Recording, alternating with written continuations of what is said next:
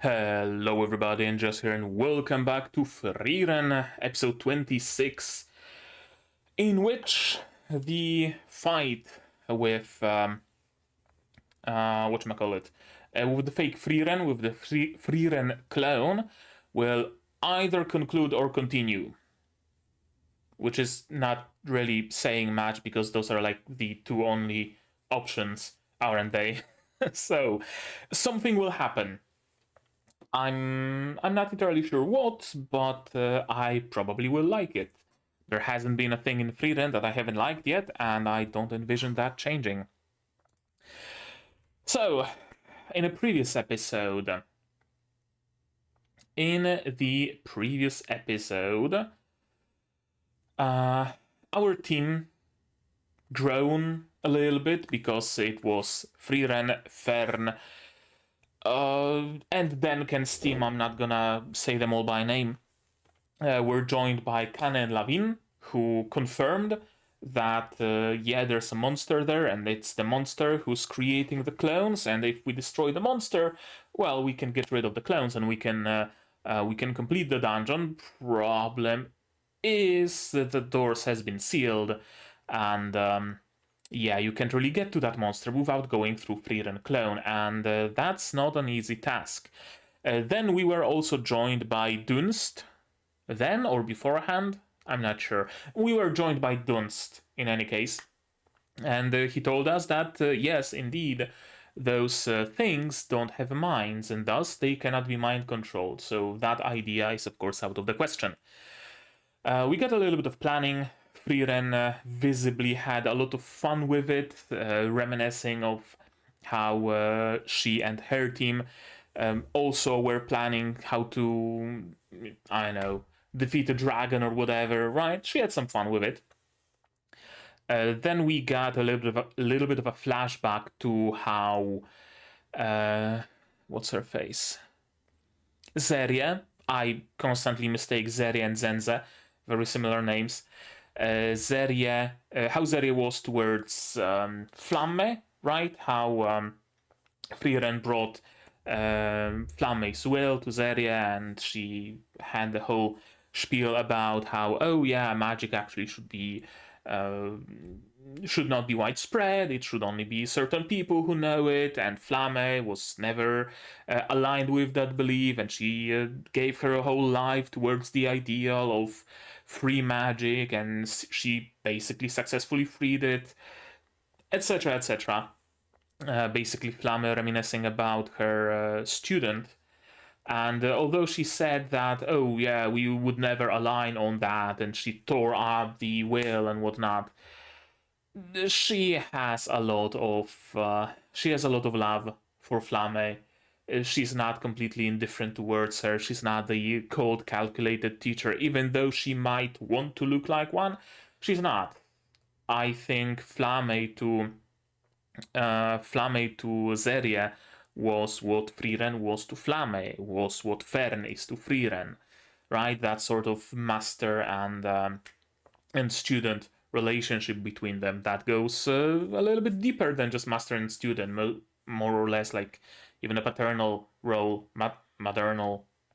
Is that even a word? Yeah, taking the role of a parent even to a degree.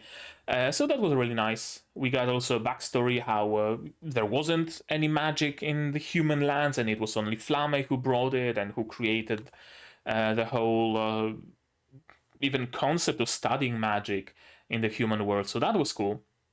And look how far humans have gone in such a relatively short amount of time, right?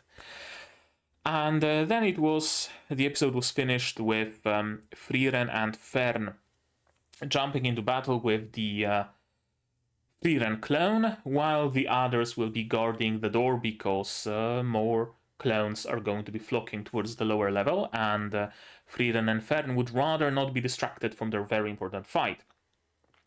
The clone certainly is a clone, mimicking every single attack of Frieren, mimicking her every single move, to a point, especially it was kind of broken up thanks to Fern's presence, right? Because Frieren's clone did not have an ally. Frieren herself did.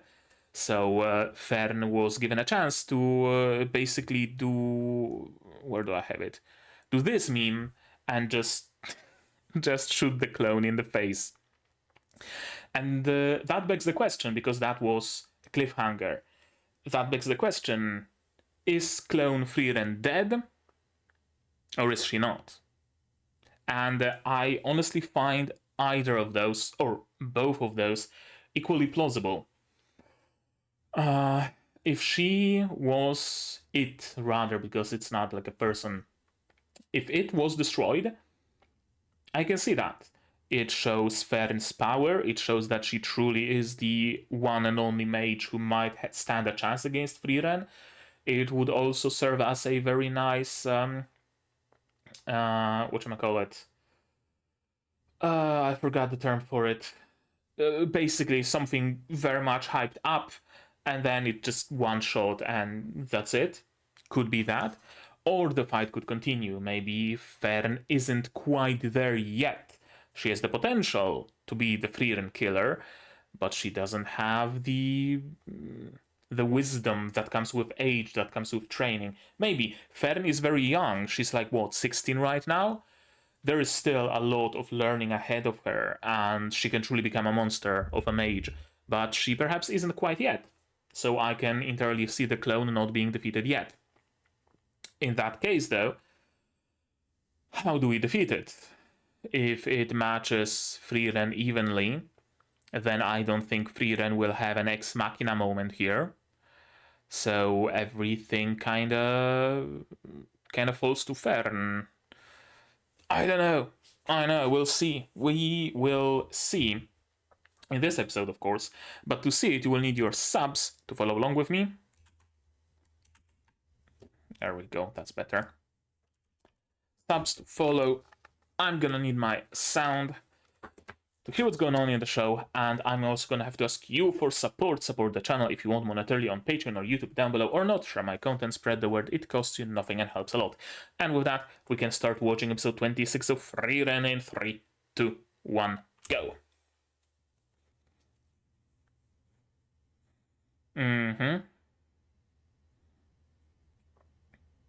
Or a human mage. And straight into opening.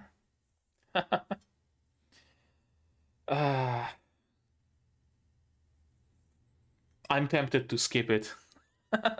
The opening, that is. But I'm not gonna do it because it's a good opening, and because I don't want you guys to have, like, syncing up issues.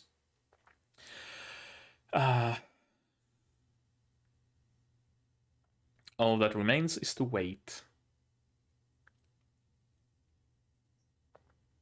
So I guess I'm gonna use the time to tell you about the non-seasonal poll that's still running until Monday, at least, I think.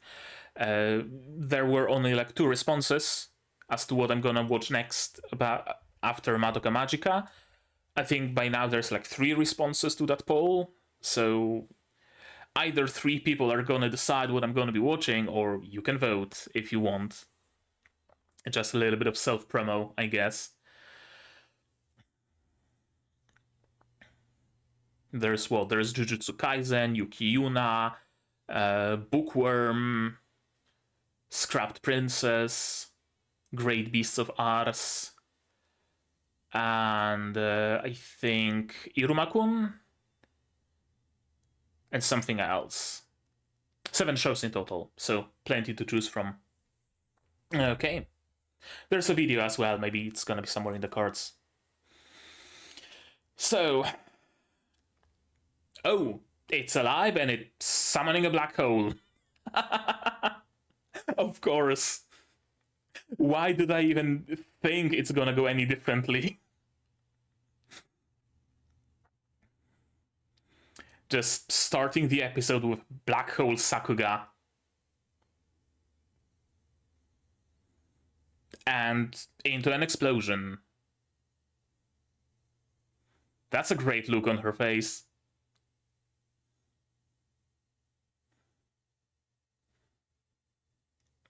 And okay, so they are using like physical items to fight now.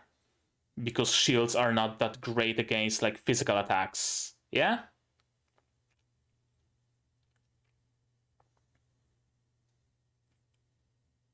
It's really cool and really interesting that we're not opening with dialogue. With like, oh no, Frieren-sama, it didn't work. What do we do now? Don't worry, Fern. I have a plan. Or right? We're jumping straight into fights. Yep. Now, thankfully, there's two of you and just one of the clones, so you might be able to win the battle of attrition. Collectively, you have more mana in the first place.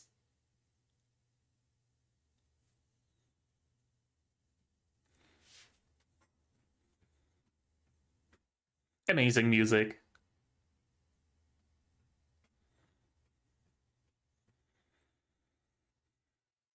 Makes sense. Solid plan.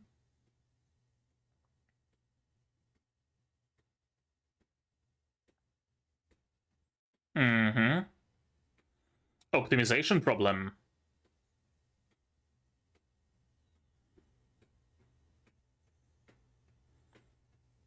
Frozen instantly. And then Richter can just shatter them?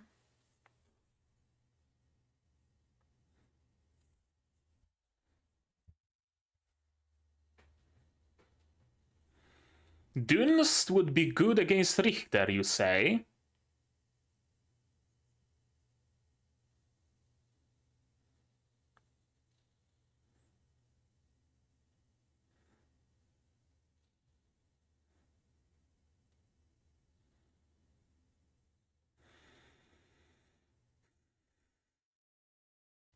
Okay. A light whip thing.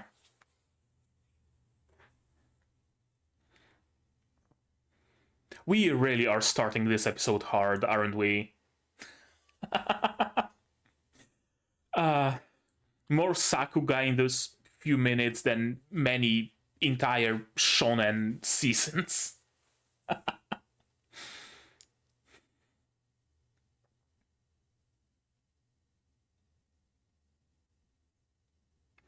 Some of them were probably defeated. Fair to assume she's hiding?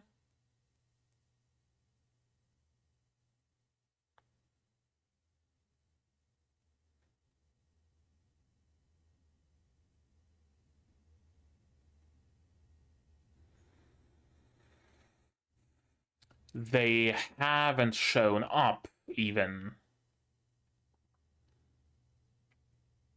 Yeah, a couple of replicas might be missing. Because, whatchamacallit, Wirbel's team defeated their replicas, I believe. So that's three less, three fewer. But still. Yeah. Very. Truly a pacifist test, isn't it? Okay, that was easy.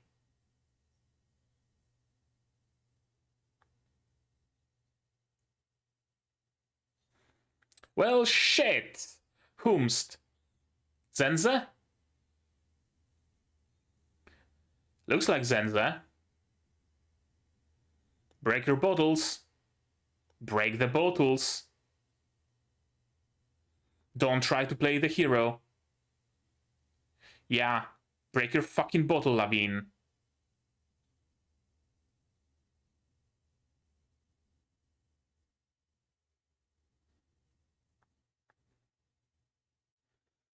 Then can to the rescue, or yeah, kinda.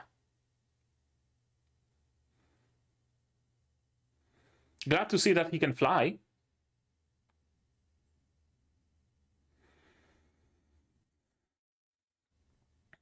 Yeah. I mean, she's the examiner for a reason, isn't she?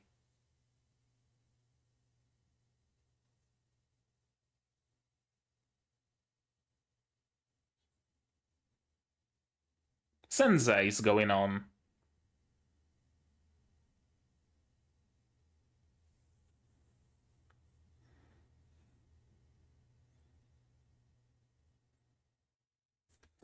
I mean, technically no.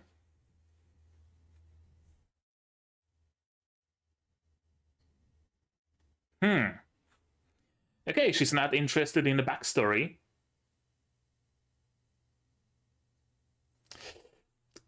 There isn't the strongest. There are only, like, conditionally strongest. That's why everybody has the best matchup, right? Like, sure, when it comes to raw power, yeah, maybe. But not everything is about raw power.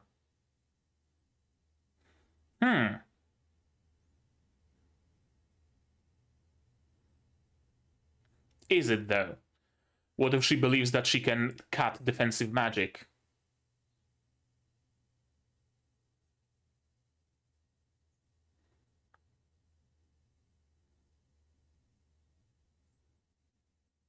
Okay. Bind her first.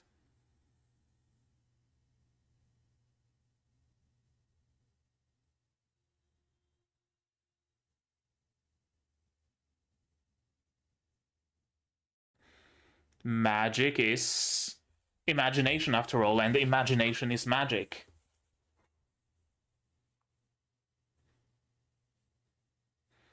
Okay, so there goes that idea. Right. She is big, including all of her hair.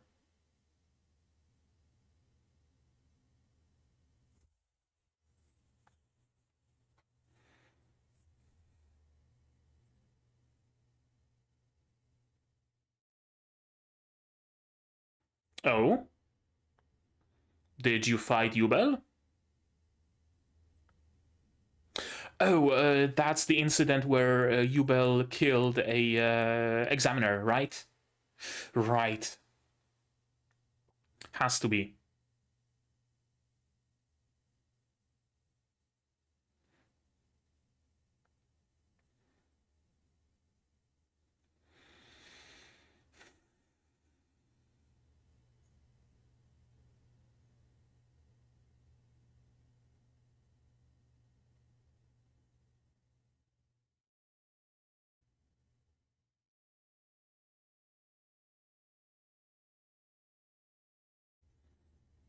Mm-hmm. You probably wouldn't want to launch an area nuke.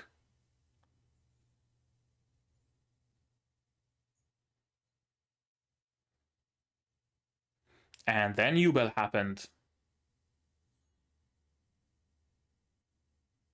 Just like that. Huh. Yeah. She might not be the strongest, like, when it comes to the amount of mana or the power of her spells, but she has one thing, and she does it really fucking well.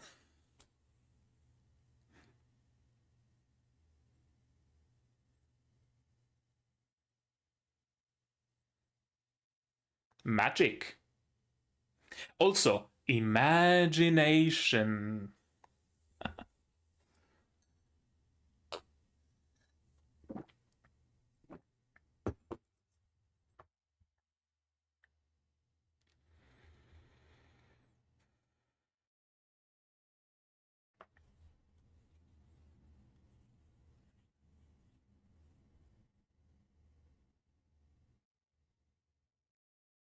Hmm. And she can visualize cutting really well, thanks to that.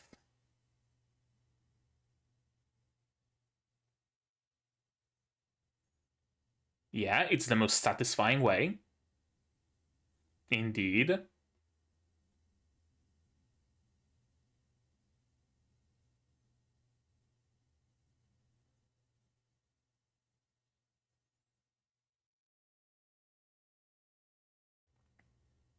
Mm-hmm.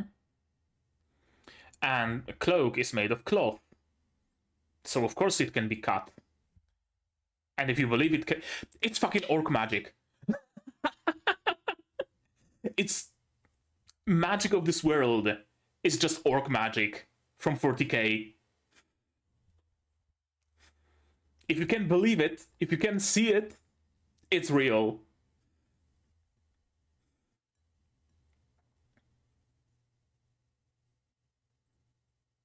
What if you don't know that it's supposed to be impregnable, right? What if you don't have that magic side and you can't see that, right? Yubel's weakness in general might actually be her biggest strength because it allows her to use this skill. She can't see defensive magic, maybe. That's my bet. So it's not gonna stop her. If you can see it, it doesn't exist. Or she has really good control of her imagination. I guess that also works. Mm-hmm.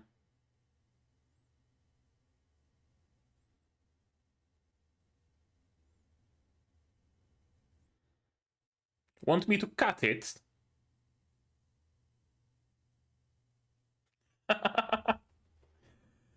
uh,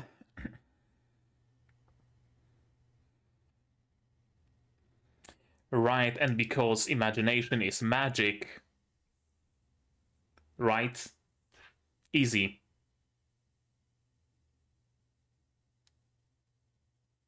Yeah, exactly. Magic schmagic. Hair is possible to cut, so duh. Of course I'm gonna cut it. I love it. I absolutely adore this magic system. I absolutely adore it.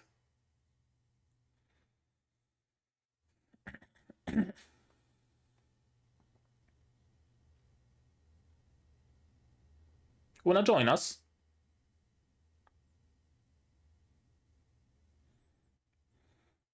Q Fern clone.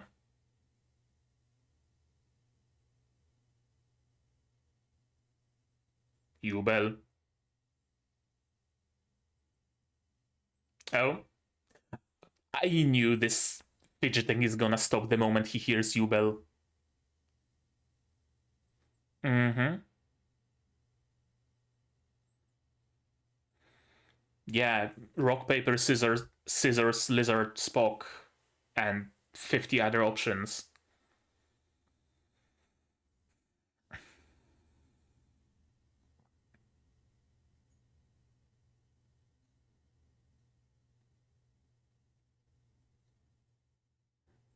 Yeah, we have a better chance working together.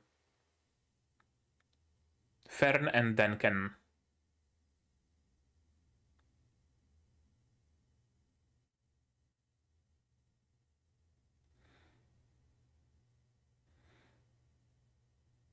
Alone? Are you sure about that?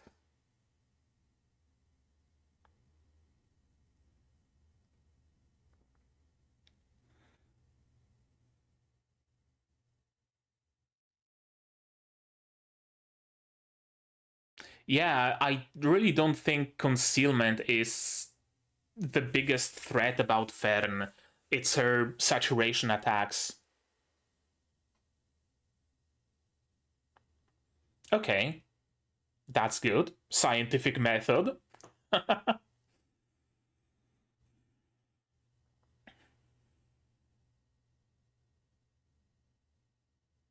Why did you bind him? Oh. Oh, it's not her. I mean, it is her, but not her. So even if you destroy a replica, it just doesn't do anything. They can just come back. Of course, I mean, stands to reason.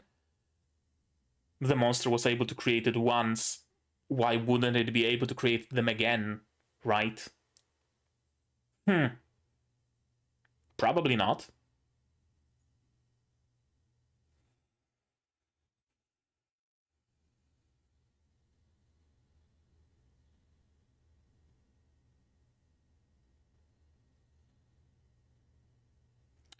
Huh?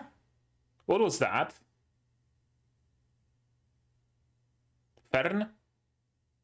Fern, probably.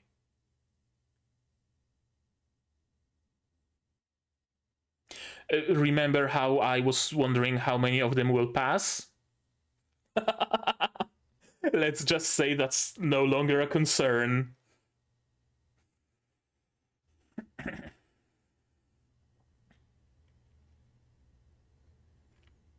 The what?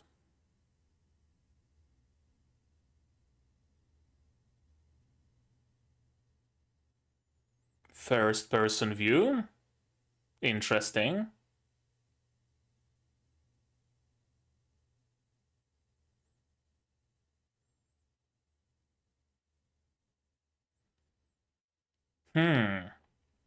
Would it be at much risk to you?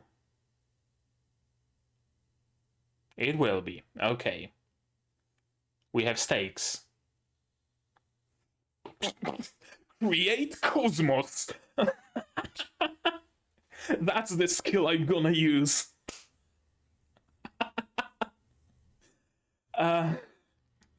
Let's just spawn a universe. Why don't we?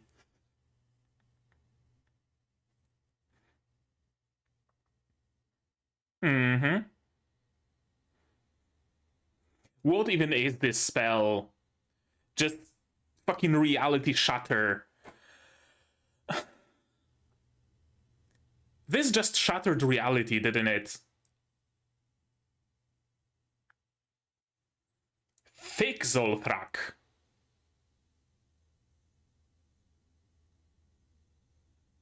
Or, well, some other sort of a beam spell. Not every beam is Zolthrak. This is Zolthrak, though. Was it enough?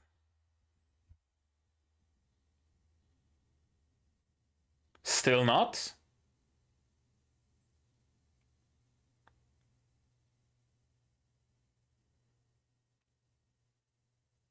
I guess she at least has been disarmed.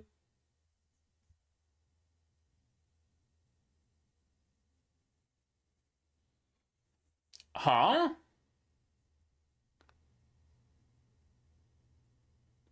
Yes. Staffless magic. Evil eye thing? Huh.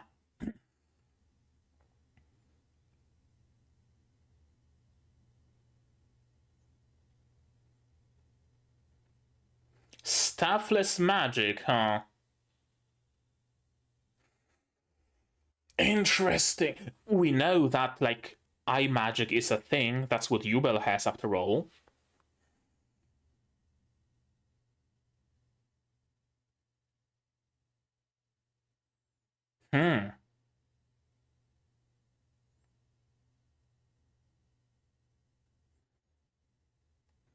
Is she gonna get a new staff, or are we gonna use Reparo?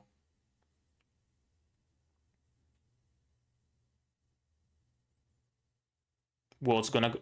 Oh, I was about to question what's gonna go wrong, but apparently nothing. Alright.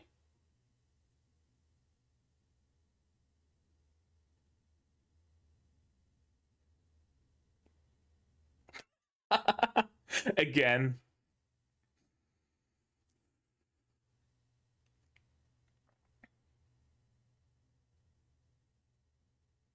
That's a load of gold. And a chest.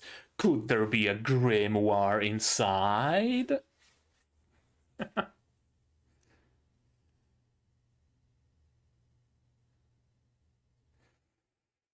That's a lot of people that passed still. Is there a third?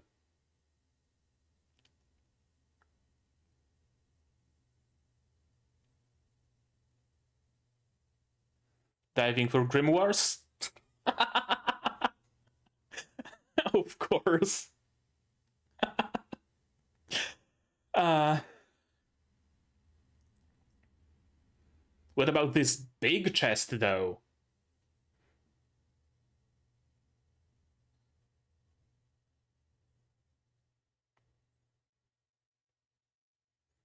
Okay, so they are fine. That's good. That's very good. Okay. I'm perfectly fine with it. That was a nice episode.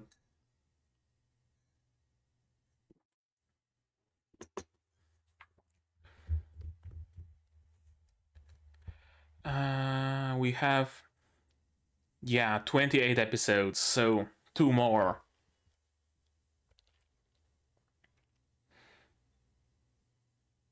I'm honestly not sure how are they going to...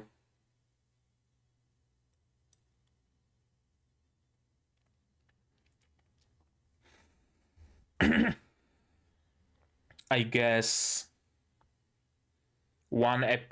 yeah, I can see one episode being the, like, ceremony of officially granting them the title of the first class mage. And the second episode, 28th that is, perhaps a visit at Xeries and the beginning of a new travel, beginning of a new journey. Yeah, makes sense. I don't think there's gonna be a third test.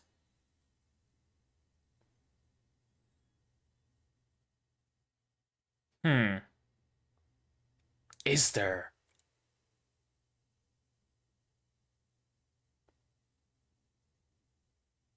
There's gonna be a third test. So, wait. If there's gonna be a third test, then either it will have to be a test that just lasts an episode tops. I know, like a written theory test, which would be really fun because I don't know if Frieren or Fern have any clue about magical theory.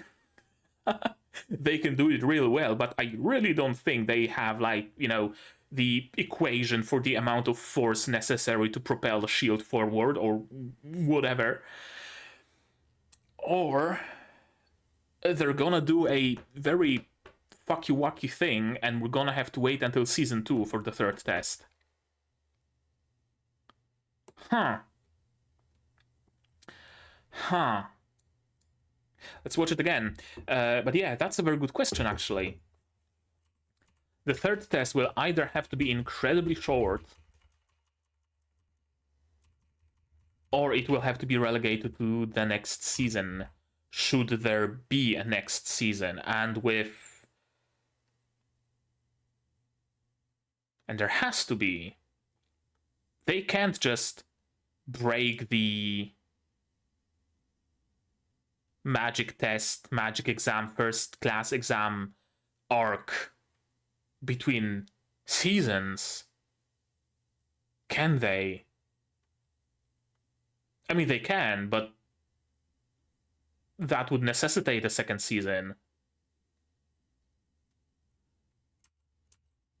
I don't think they would put the... Huh. Yeah, I see just a few possibilities. Either the test really is just an episode long, or they already know that a second season has been approved, and it's just going to be essentially just split core rather than another season, and we're gonna get another 28 episodes or 24 or even 12 episodes soon-ish. Actually, let me check that real quick. Let me check real quick. Is there maybe already, like, second season announced?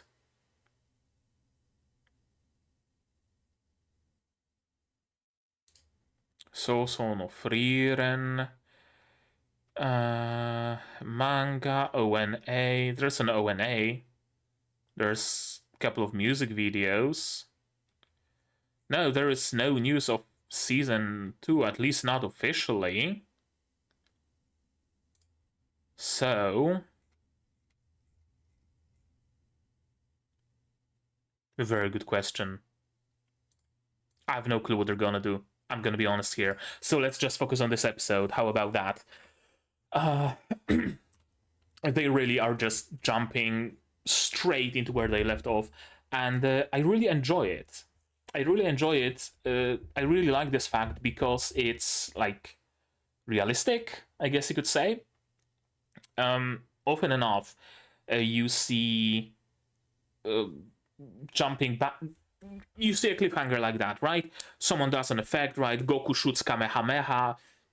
Kind of relevant, seeing the recent events with Toriyama, the creator of Dragon Ball, died. So, yeah, rest in peace. Created something awesome, and his legacy will live forever. Even in like my, thought processes. I've never seen Dragon Ball, and I know what fucking Kamehameha is, right? But yeah, a character does an attack and then cut an episode, and then we start in the next episode. And if the attack didn't work, you usually have the characters stand there for a minute and be like, oh shit, it didn't work. Maybe I should try something else. How strong is that thing? Oh, let's go for plan B. Yada, yada, yada. There's no time. The clone is attacking. You didn't manage to kill the clone, so it will continue to fight. It will continue to attack. There's no time to stand there, land on the ground, and discuss your next plan with Frieren-sama. There's no time for that. Besides, it's a fact that it failed, it didn't work. Frieren can see it, Frieren can see it. There's no point communicating it between each other. It's there. So we just continue the fight. As if nothing happened at all. And I like it. I really do. I really do. Black hole into an explosion. Some really cool Sakuga in here, but I mean, that's Frieren, right? Frieren is like the Sakuga show of this season. Frieren and Shangri-La Frontier. I'm obviously not watching every single show this season, but those two really stand out to me. And the real Frieren summons a golem. You can really see the like scale of the magic they use here, right? And the scale really nicely showcases power, because it's that whoa moment. So far, they've been using fairly small magic comparatively, right? Like, Fern would use a whole bunch of attacks, but they would be like, thin strings of magic. The biggest magic that we've seen used so far was Richter raising that, like, landmass. But besides that, everything was like human-sized, so to speak, proportional to humans. All you need is a tiny hole in the skull to kill a human, so you use a tiny beam of your power because you don't need any more. Makes sense. And here we suddenly grow in scale. Suddenly the fight affects the entire environment. Suddenly we are raising up in the air, creating huge golems and firing some thick blasts of magic, creating huge shields, affecting a lot of surroundings with the magic, right? It's a very nice way to showcase the strength of it, because at some point you just can't make it glow anymore, or any more than it's already glowing. So you have to work with scale, and they started working with scale, and it really shows just how higher the stakes are. From here on out, it's a battle of attrition. I really like the fact that even as duplicates, Kana and Lavine still hang around together. I don't know, I really find it cute. That, even just mindless drones, but they still are drawn towards each other. Kana and Lavine versus Lavine. Yes, versus Lavine and Richter. Why exactly? Why exactly? That's a good question. We know the location, and yeah, we split up and stop the replicas before they gather here. Makes perfect sense. Otherwise, you would be just locked again, your back to the door, assaulted by replicas from everywhere. It's better to go out there and have some breathing room, have the ability to fall back, for example, if need be. Very good thinking, Denken. We told each other our weakest matchups. Your own weakest matchup is your replicas as well. Optimization problem, right? It's cool. I like it that they had to really think about it. Our advantage is that we can communicate and work together. I wouldn't be making that assumption. We don't know whether the replicas can communicate. For all we know, they could very well be a part of the same hive mind, right? Powered by the monster of the labyrinth. Facilitating that communication could very well be the case. As long as we choose the right opponents. Why would Kanne. Why would Kanne have advantage over Richter? With no water inside? Or is it Dunst that had advantage over Richter? I don't know what Dunst's magic is, so I can't really speak of it. Laufen versus Methode.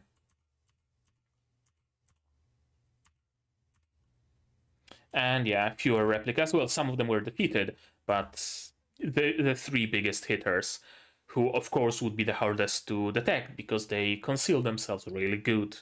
Fern, Denken, and Zenze.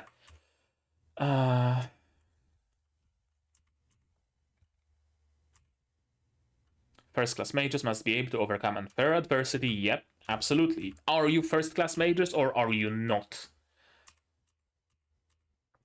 And yeah, an ambush by Seria. No, sorry. Zenze. I'm gonna be mistaking those two. I'm sorry. Breaking the bottle. I was really afraid that Lavine will be how do you say it? Like way too not afraid of losing, but she's gonna be way too stubborn, and she's gonna be like, no, I can still fight. She's gonna freeze her guts to stop the bleeding and stand up and try to fight still, and then actually die. I was really afraid of this. I even said it in one of the previous episodes when I was wondering who's gonna fail, and I thought, shit, Lavine and Kanne, one of them's gonna die. That would be tragic, wouldn't it? And I thought this is gonna be the moment. Thankfully not. Thankfully she's smart enough to break the bottle to know when she's defeated. And so they did, and so they're getting rescued. Does Denken not have his match up and he's just floating around helping random groups? Or did he not find his match yet? And who would it be? Would he be picked against Fern? Maybe? Yeah, I don't think his power would be necessary for anybody else but Fern. I'm not sure. Even with its back turned, I still don't detect any openings. Yep. Convenient Ubel.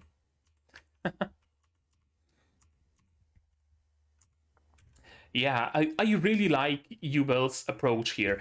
It really seems like she really just doesn't want to overthink things.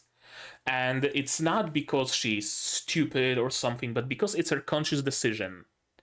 Right? If she doesn't need to know something, she doesn't want to know it. She's not interested in the backstory. No. Is it necessary to win? Yes or no? Yes? Alright, I'm gonna do it then. Simple.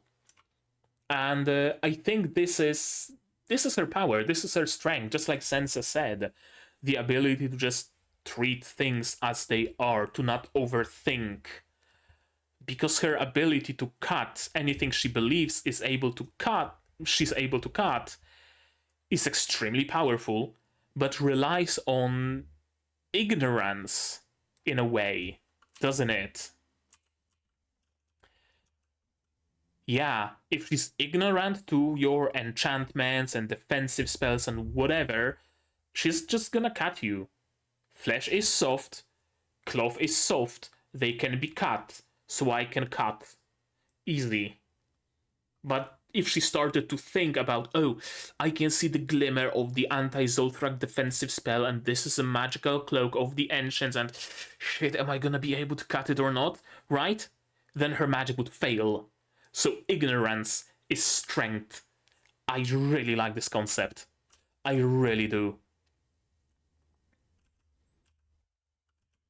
Yeah, Denken is the strongest here. You couldn't even beat Birbel. Exactly, that's not how it works. It's sure, one mage might have more raw power than the other, might have more mana, might have better control over the concentration of their spells, might have better control over their accuracy or what have you. But if you pit a really good fire mage against a mediocre water mage, chances are the water mage is gonna win. Simply because of the fact that they have elemental advantage, right?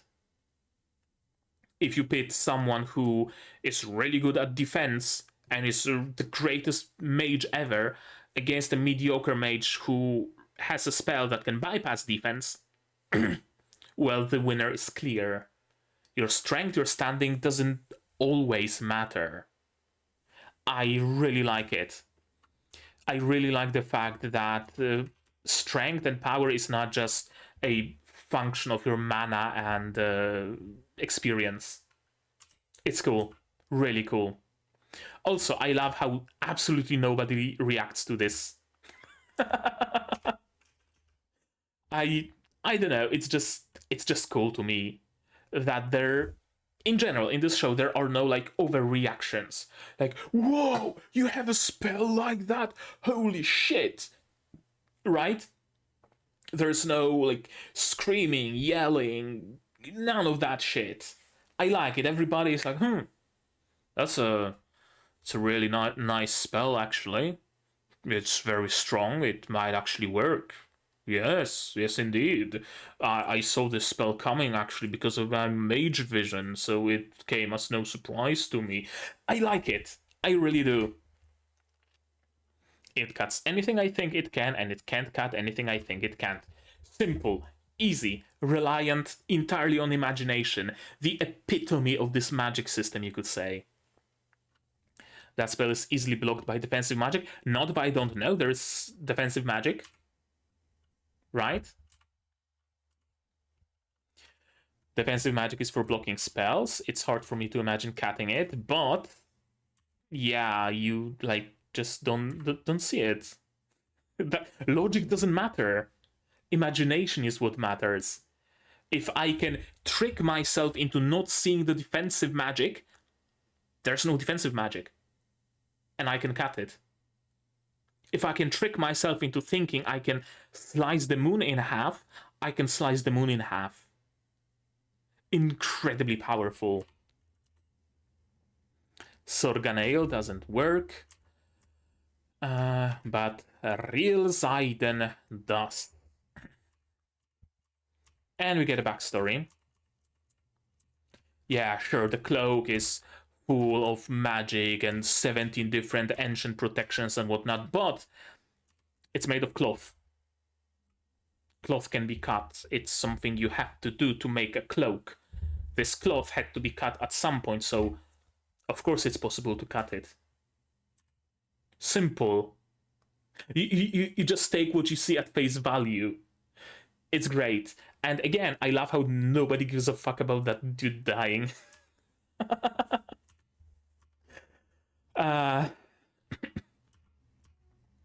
How did you defeat his immovable cloak? Well, I simply took the immovable part out.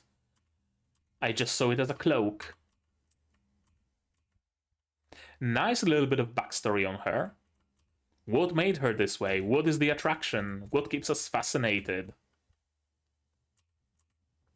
When you cut cloth, you place the scissors against it like this and slide them through, and it does make a really nice sound. Cutting cloth by sliding your scissors is the best feeling ever. Cutting paper is close, but cutting cloth, that's the shit. Cloth can be cut. You expect to be able to cut it. Exactly. Simple. It's really simple.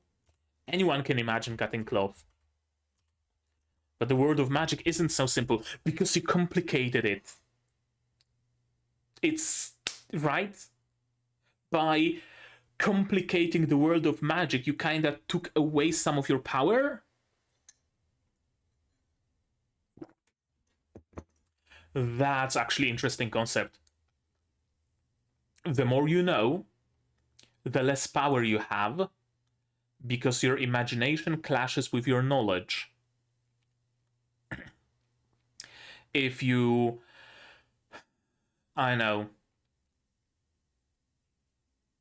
If you know that metal can be pierced with a spear, right? Or with a metal piercing spell, for example. And all you care is that, oh, it's a metal breastplate, so I can cast metal pierce, and it pierces metal and it kills the guy. Simple. You just know that it's metal. But if you become versed in the arcane metallurgy or whatever, and you know that, oh, it's actually an alloy of dimeridium and orichalcum, and it's actually resistant to magic, so shit, I'm not going to be able to use this spell. And you cast it and it fails as expected because you're unable to imagine that it would work. But if you don't know that it's dimeridium and orichalcum, you're just going to shoot your spell and do it. It's such an interesting concept to me. That knowledge and imagination might actually be opposed here. And not just in regards to Yubel, because Yubel kind of takes the whole imagination thing to its logical conclusion. But even in everyday magic, say you... I don't know. You were bitten by a snake, and you have a snake bite remedy ability. And it's supposed to work only on those, like, common snakes, but this was the most venomous cobra of the magical world, and it bit you. You don't know it. You don't know what the fuck a cobra is. You just cast heal snake, and it heals the snake bite. But if you know that it was cobra and shit, my magic will probably not work. And you cast it, and it doesn't work. Yeah, it's cool. I'm really falling more and more in love with the magic system of this world the more I watch it. It's great. I love it. What I also really like about this magic system is that it hasn't been just explained to us from the very beginning. We slowly learn it. We didn't get like an info dump of Frieren explaining to Fern that, oh, it's also about the imagination, it's also about this, also about that. No, none of that. We only learn it now. Cool. Good shit. Just as a diminutive ant can't imagine crushing a colossal dragon underfoot. Hardly any mages can imagine penetrating that cloak, but what if you don't know that it's impenetrable? What if you cannot perceive its enchantments? What if you just do it? What if you just do it, right? Don't think, just do. Despite understanding intellectually that it couldn't be cut, she constructed a vision of cutting through the cloak according to her intuition. Exactly. It's great. It's amazing. Easy. Yeah, you all think too hard. Hair is something to be cut. Duh. Of course. It's simple, isn't it?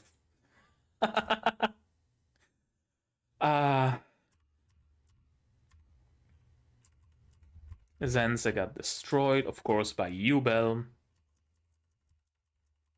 And yeah, we are enlisting the help of everybody.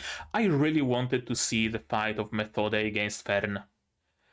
Because I still don't know what magic Methode has, and it had to have been something that would allow her a chance, a fighting chance against Fern. Because Fern was able to absolutely crush Ere. And she wasn't even trying that hard. She was using the equivalent of everyday normal punches, and that was enough. Meanwhile, the replica, unlikely the replica would be holding back. The replica would go all out against Methode, and yet Methode is still alive. So I really want to know why and how. I guess because she was able to get a very good read on her. Maybe that's why. Yeah, they're clones, they're replicas. And Yubel is having much fun. Because there's much fun to be had, of course.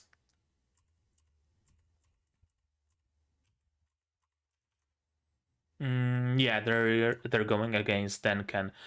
Who's that guy? I know, some rando, probably. I thought for a moment it's Methode, but no, Methode didn't have a green cloak. Could have been Tone. I see Tone on the list of characters having a green cloak. Yeah, it was a Methode. Someone, whatever. Hellfire. There's, again, the scale of the spells. The vulnerability in my mana detection isn't enough, but I can create another opening. This is a really interesting shot. Why would we be seeing this shot from Frieren's perspective, I wonder? And what strategy should we use? Create Cosmos. That's basically what she did here. That's basically what it looks like. She created a whole new Big Bang. If you think we can win, then we can. Imagination. Because I underestimate you, I didn't notice this line, but yeah, I guess it makes sense. Although, if she realizes that she underestimates Fern, then she no longer underestimates her, right? Huh. Good question. I'm glad to hear that. Just what even is this spell? It really just looks like reality itself shattering. Like something that we would see in Madoka Magica. Honestly. What even is this? And then a blast of black Zolthrak that acts like liquid. It's just so cool. I've no clue what am I looking at. But it's so cool. And yeah, this time Zolthrak was kind of successful. Well, successful enough to disarm her, so she cannot cast usual magic, but she can cast Evil Eye and just punch you into the wall with her eyes. Are those? Yeah, those pieces of wall are actually... Ah, no, they're not actually missing from the wall. Ah, you went for a shortcut there. I see what you're doing here. Shit animation. I'm kidding, of course. I'm kidding, of course. Yeah.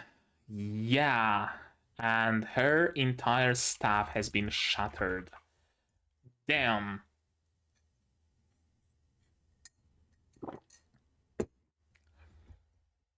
We knew already that a mage can use spells without a staff, without any sort of focus.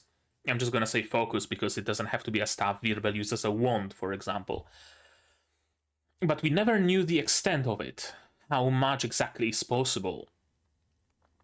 We know that Virbel and Yubel can cast their stopping spell, their binding spell with just their eyesight. Is it only like special skills that you can cast without a wand? Without any sort of focus? I know, interesting. Would you be able to cast Zolthrak without a focus, for example? Also, another really cool shot where we see from Fern's perspective this time. I'm not recognizing this attack as a spell. This... What could it be then? If not a spell. Elven racial trait? Probably not. Something that Frieren herself came up with? I don't know. She isn't much of a researcher, I don't think. A collector of spells, yes. A researcher? Not really. What is that? I don't know. And I don't have any ideas. But apparently it really creates a big opening. Because you have to probably focus your eyes on whoever you're casting it at. And that creates a big opening for the real Frieren. And we get a really nice impact frame with their silhouettes in the middle.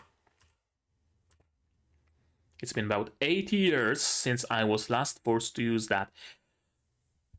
Is this how she killed the Demon Lord? 80 years? It would kinda sorta fit, wouldn't it? Or someone before the Demon Lord? Yeah. Huh. I fully expected something to go tits up here. I fully expected to get another episode out of this arc. I fully expected episode 27 to be the actual finale of this, and episode 28 being the celebration, the ceremony, and we end the season with a definite close to the arc. But apparently not. Apparently, what do I know? She just destroyed this crystal with no issues. Replicas are gone. What the hell happened here? I really would like to see it. And Virbel needs to carry his teammates again. Tons of gold, tons of chests, and still a lot of participants left. 1, 2, 3, 4, 5, 6, 7, 8, 9, 10, 11, 12. 12 people. That's a lot. That's a lot. And when people started failing, right, like Richter and Lavigne, I thought that, oh, maybe actually like half of them will be defeated by the replicas and we'll have to evacuate, and we're gonna have like Fern, Frieren, Denken, Jubel, and Virbel, for example, just left. But no, there's really many more people than I expected. Maybe that's why we get the third exam. If there were like only 2 people passing, it would be like, oh, okay, sure, you can be the first class mages. But because so many of them are because there are so many of them, we get another exam? I know, good question. You've conquered the ruins of the King's Tomb. Yeah, I really thought that this is equal to you are first class mages, you passed the exam. But no, apparently, as we hear in the ending credits, there is more. Everyone who made it here has passed the second test. And of course, Frieren is... all you needed is to lead a mimic into the chamber, and that would be it for Frieren replica. It really would be it. This one's golden though, so probably has a pretty nice grimoire inside. The second test is now over. I'm glad we see this. I was really afraid. Well, afraid. Not really. I was wondering what actually happened to those people, because some of them were beaten up pretty damn badly. Were the golems able to rush out in time? Was there a group of healing mages already waiting outside or something? But no, apparently the golems can heal them. And that's it. Easy. Simple. Everybody lives. Cool. I like it. I like that seemingly nobody died during this test. Truly a pacifist test, wasn't it? Truly a pacifist exam.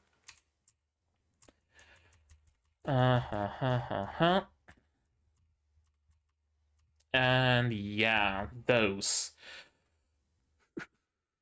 Let's get to the beginning of those lines. It's been with me ever since I was little. You were unlucky this time. That's the spell Flame taught you. I may seem fine, but I'm actually in a terrible mood right now.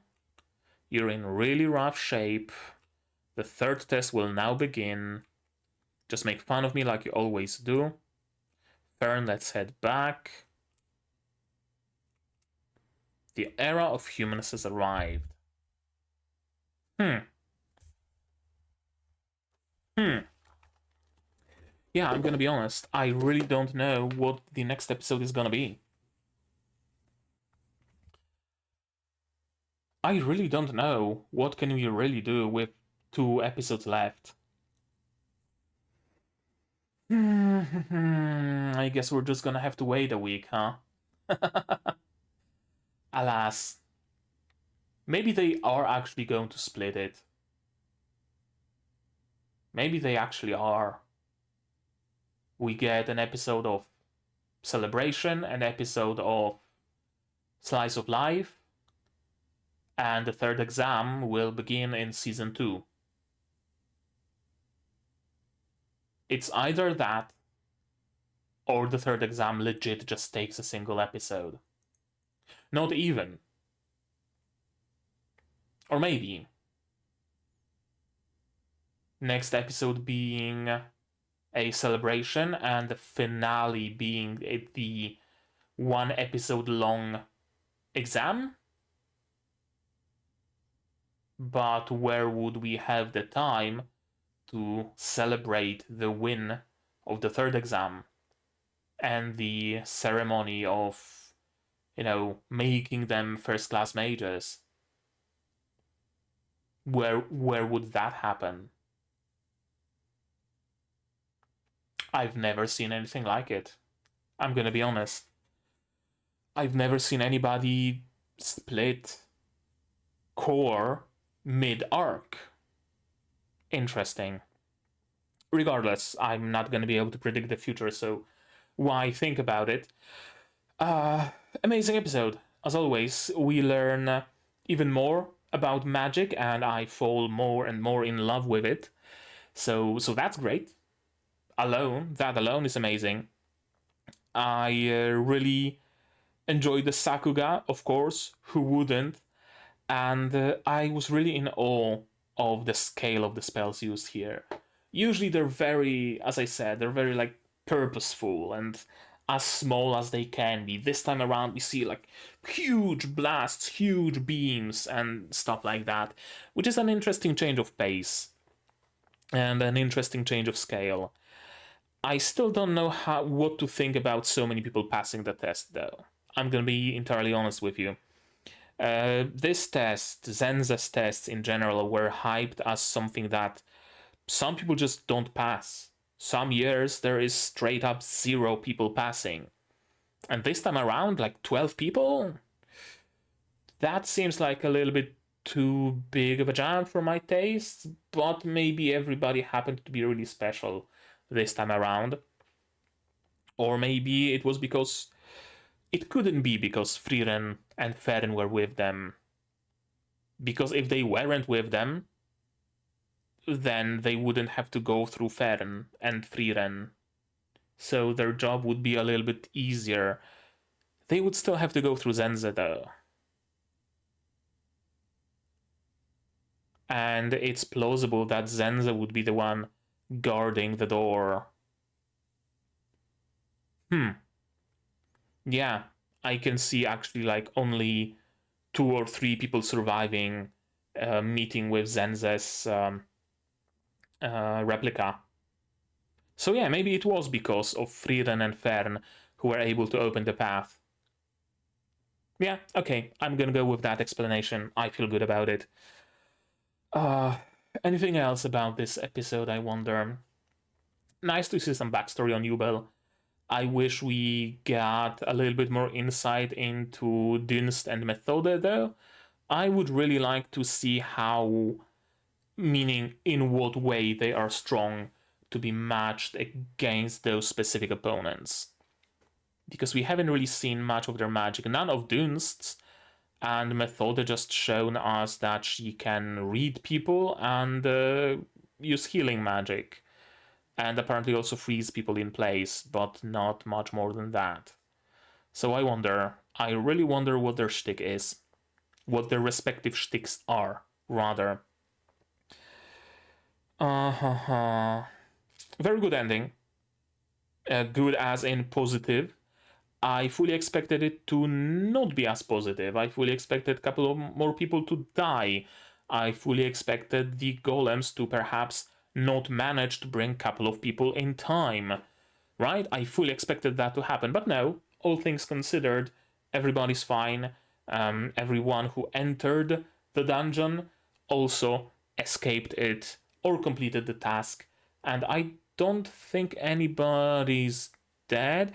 Actually, the boat guy, Bly might be dead. He kind of sort of sacrificed himself for Dunst, didn't he?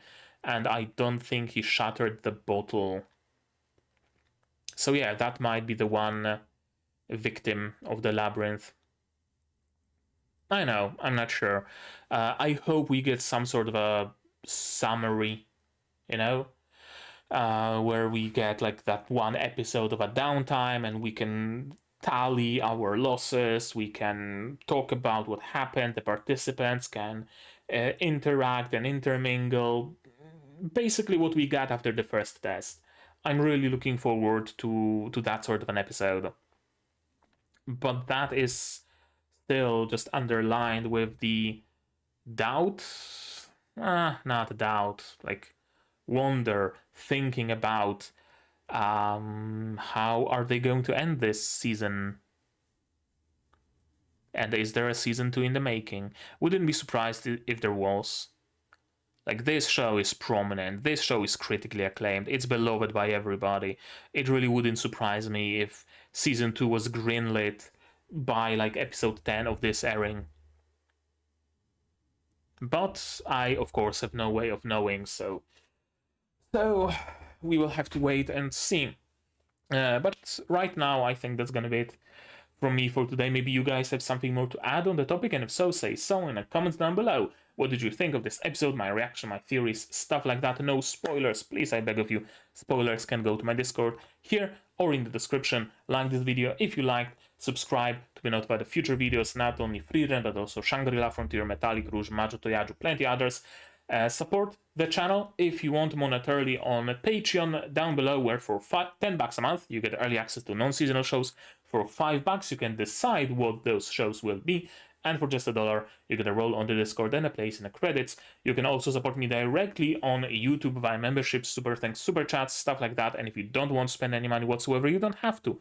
Share my content, spread the word, it costs you absolutely nothing and helps the channel a lot. And now, with all of that out of the way, that's gonna be it from me for today. So as always, you guys do all the good stuff, and I'm gonna see you in the next one. Cheers! And here's my wonderful Patreons: QB, Without a Net, Survivor, Zayrainer, Michael Spaulding, Marco-san, Dr. Wood, Akamancer, Marsh, UK Ally, Fassel, and Hans Peter, and you can join them as well without having to create a cosmos.